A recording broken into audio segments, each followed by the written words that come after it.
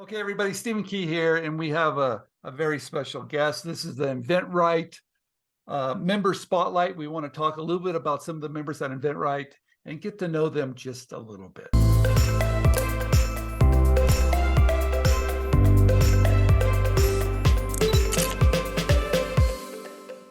April, Wade, thank you very much for coming on. And also, Courtney, thank you too. Of course. All right. Well, let's start at the very beginning. Wade, April, tell us a little bit about yourselves.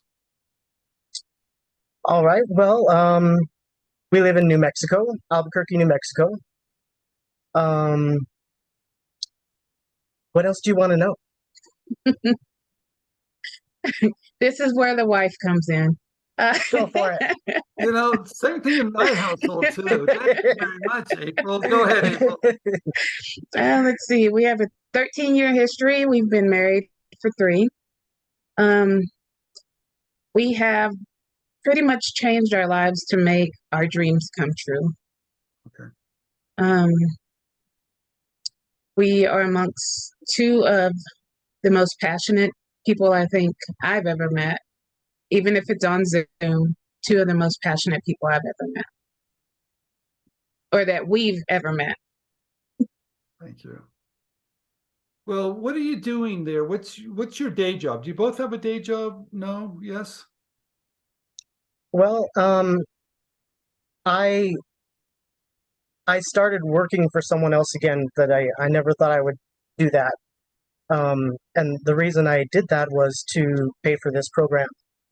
Okay. So that's one of the many changes and commitments that we made in order to ensure that this was consistent and happened. So yes, I do. Okay. So if you have a job, how do you find time to do this? How do you do both? How do you do a day job or whatever and invent? How do you do the same thing at the same time? Well, I designed I specifically got a job that I could pick my own hours and work from home. Okay. So I work around my inventRight hours. Got it. All right, good. Gives you some flexibility. April, what about you?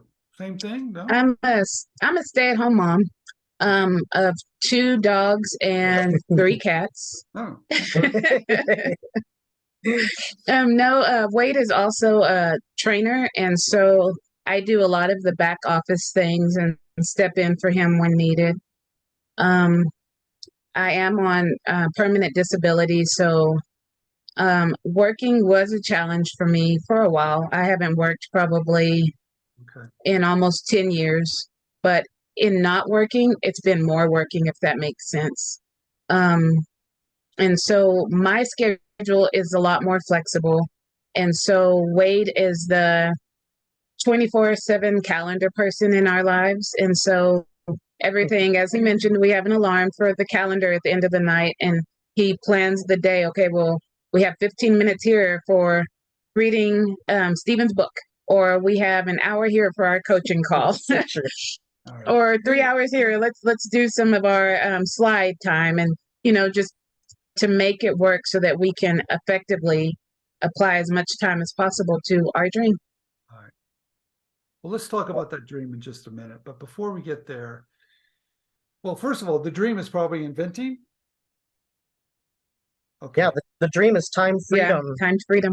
And this is the avenue that we see doesn't have the downfalls that a lot of other avenues that we've looked into and tried. This doesn't have a lot of those obstacles or downfalls. So, okay. Well, tell me, what did you know before you found us about inventing, about the process, about filing patents? I mean, what did you know about that world before you found us? I knew absolutely nothing. I sat on my ideas for many, many years. And as Wade and I have talked about it a lot in the few years, this is something that he's actively had many ideas since a young age. And so he really got to the point where he wanted to move on with this. And, we ended up with a patent service, and I'll just let him tell you more about that because through his knowledge is how we found you guys. Okay. Yeah, so I think like so many people think, I thought that of course the patent is the way to go right away. And so in my mid-20s, I attempted to do that and found out that it was going to be about $10,000, and tried to borrow money from people and figure out how to do it, and eventually just let it go and decided that, well, I probably can't do any of my ideas. And so fast forward 25 years, we're in our mid-40s now, and I was walking around in the backyard and realized this great idea. It's a big idea that was brilliant, and we need it, and I want it, and I think other people are going to want it.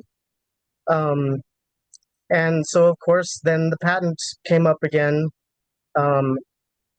I talked it over with April, and we decided that we believed so much in this idea, and we were so excited about it that we didn't know how we were going to do it, but we were committed to years of trying to figure it out, trying to finance it.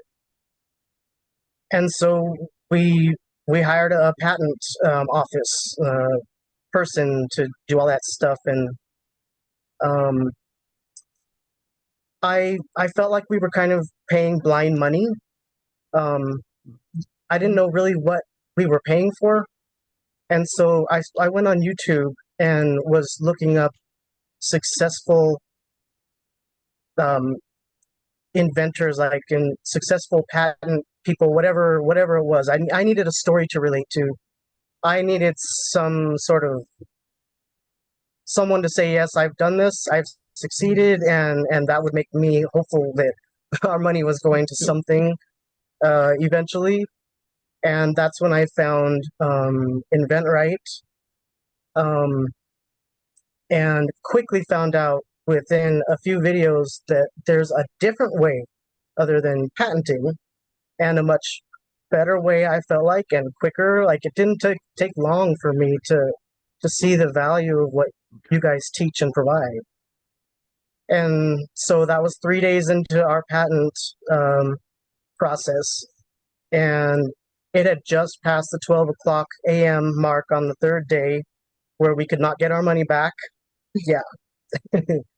But we're so grateful that we found you guys when we did, and we didn't spend any more money than that first initial payment. And Well, good. I'm glad. Well, tell me, so you're watching the videos, you have a dream, and you're going to make that commitment. What was the turning point? What was the tipping point? Because you had to say, look, I'm going to change direction. So what was it? What was the moment that you said, I'm going to do this? I'm going to join inventRight? it was very soon after the first few videos. I was like, this is what we need to do. We did finish out the 6-week patent process that we paid for, but during that 6 weeks, we started off right away by doing all the free things that we could, like watching more videos, buying your books, starting to read the books. All right. And I don't know exactly when we looked into the program, but I'm sure it was, soon into the 6 weeks. Okay. And we just knew that that's the direction we were going to go as soon as this 6-week process was up, and we were joining the academy right after that. Okay. So now you join inventRight. Okay. So tell us a little bit about that experience. Was it what you thought? Was it, yeah, I mean, I know we teach different methods of how to do this, of course, but what was it like? Did it meet your expectations, or were you like, hey, wait, this is wrong or right? Tell us about that experience. And I know you have a coach here too, so. I'm sure she'll chime in when she. We're going to get to her in just a minute. So, Okay. was it what you expected or not? Or tell us about your experience. Um, it is. To backtrack just a little bit, I was a little skeptical after the money. I won't even say how much. And it wasn't really a lot, but when you don't have the income, it's huge. And so after we had these promises from this patent company, and they had us sold, they had us excited, and then one day my phone starts going off with all of these videos that say inventRight, inventRight, inventRight. It's like, what is this? And when he told me, this is the way to go. And so I started looking at the videos and I was like, well, this is different. And so I saw the passion in his eyes, and it just quickly, got me on board. But as time went on, we made a phone call and we talked to Dana. Hi, Dana. Um, and she gave us some thought, and we really sat and talked about it. And so we ended up in the academy. And a lot of that, we got all the paperwork and printed everything out, and had it in front of both of us, and we just worked and worked and worked. And then we, at one point in time, Wade was like, I want to take this further. I feel like we need guidance. We have this huge idea that we know we can get somewhere with, but I think we just really need more guidance. And so we started with one coach, and that coach is great.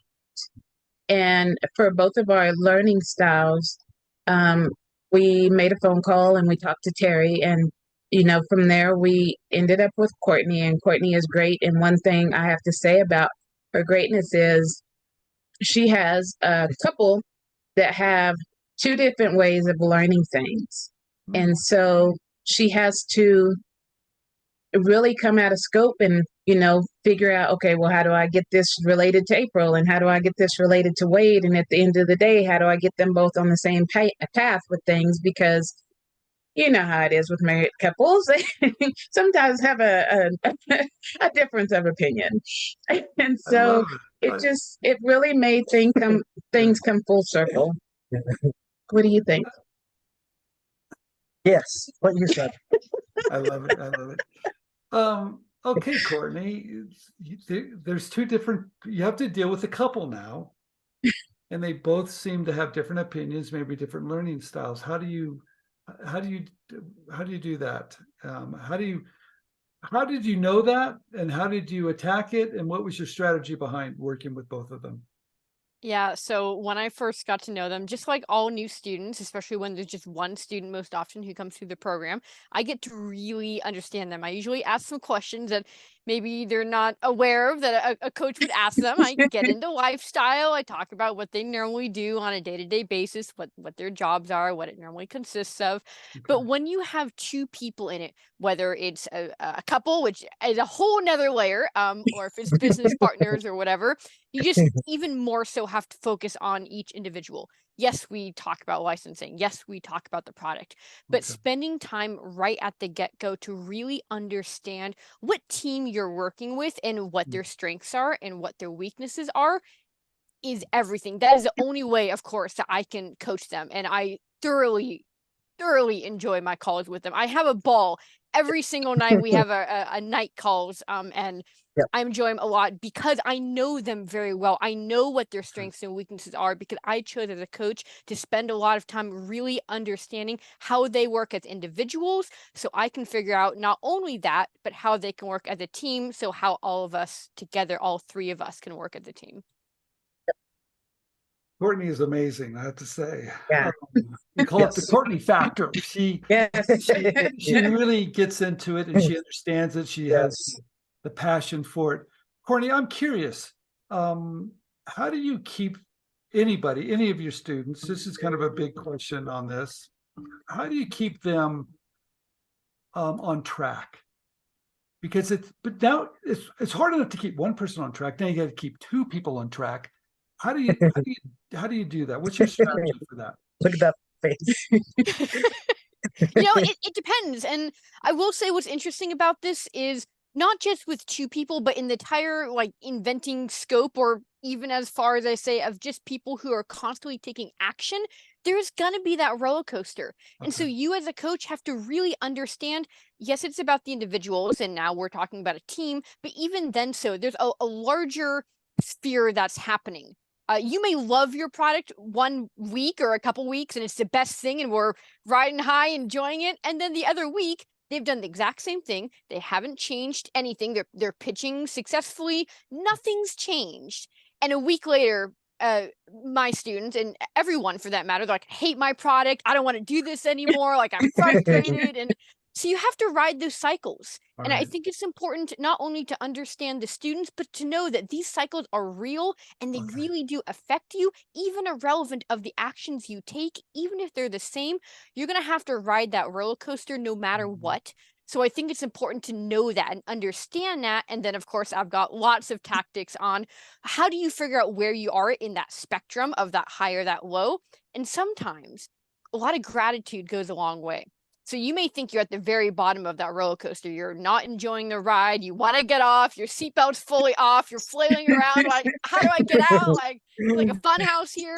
But then adding another level of understanding of the process of, I know how you guys feel right now, but let's add some hard facts into this. Let's add some context. Let's talk about all the successes you've had.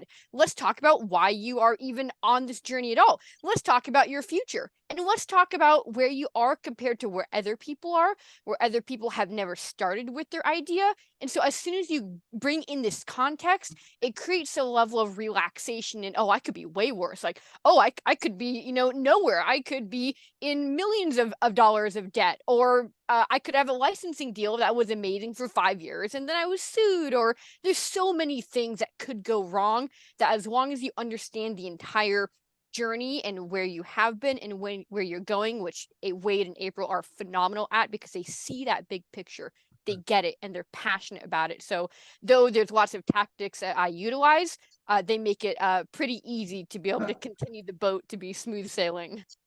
Well, it is a roller coaster ride, right? And you have to, and Courtney's right about that. Courtney, how important it is to have your students, your members show up each week. How important is that? Because sometimes we don't want to show up. It's true. It's so true. And I'm so glad you bring that up, Stephen, because this is one of the first things that I mention in all of my new student calls. Every time I have someone, welcome to inventRight, I go through my regular spiel, I get to know them really well.